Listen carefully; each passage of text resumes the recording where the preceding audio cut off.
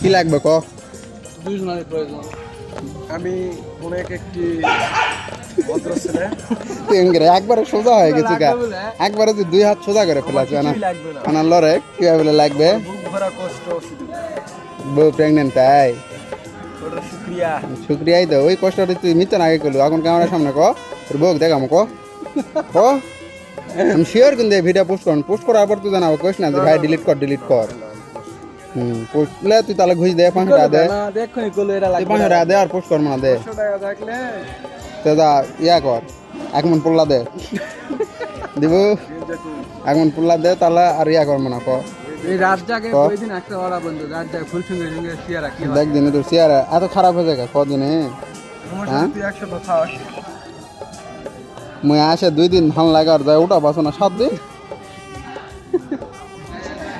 বন্ধু আর কষ্টের কথা তুমি কি কছেন কও? পার্সোনাল কথা কইলে কেমন হয় কও, তোমার সাথে তো গল্প করে, আমি তো না হয় থাকি না, হঠাৎ মঠাৎ আসি।